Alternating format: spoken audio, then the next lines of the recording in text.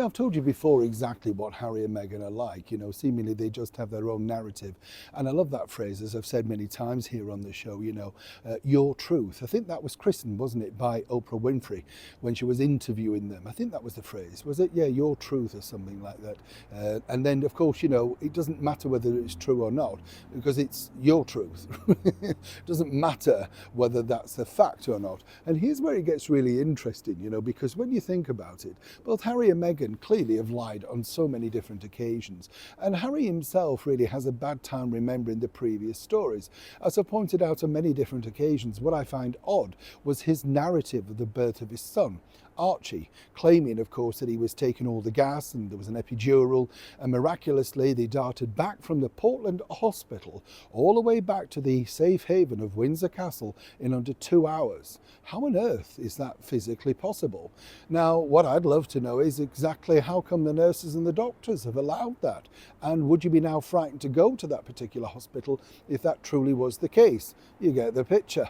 But here's where it gets really interesting now, because of course they're trying to spin this particular story out about Meghan's recent return back, of course, into the world, apparently the murky world, the toxic world, the toxicity that is social media.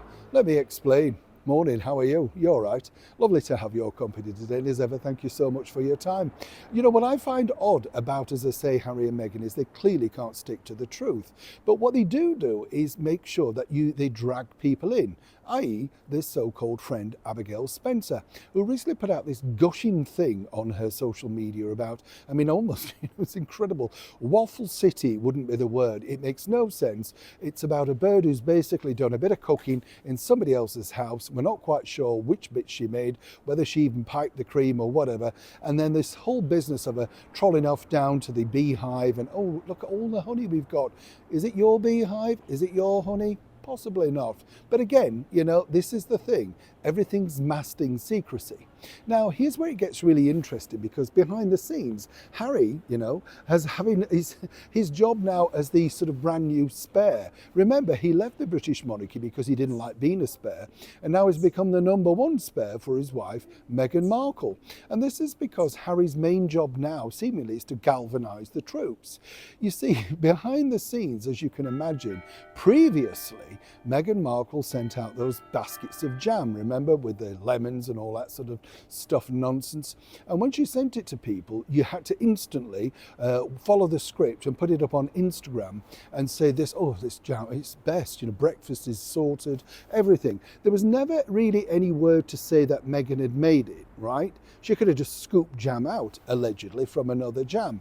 I'm not suggesting that, but this is the thing, if you're not clear on detail.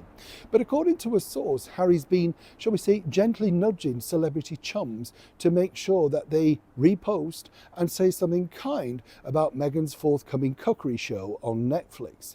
Now, I don't decry him for doing that. Clearly, he has some adoration for his wife, or is it fear?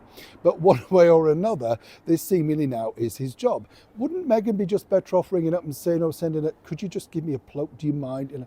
They never do their own work. Have you noticed this? Or shove it onto somebody else. But so far, it appears that all the major stars, like, Ellen DeGeneres, who's now busy living over here in the Cotswolds, and, Gayle King, Oprah Winfrey, all those other chums, will seemingly seem a little bit busy. Even Katy Perry seems to be a little bit remiss, and she does need the comeback money in the forthcoming Invictus Games. Either way, if you're a celebrity and you've got some kind of connection to Harry and Meghan, or indeed you don't, expect the phone call soon, and make sure you get the script right, or else Meghan will come after you. Neil Sean in the very heart of London.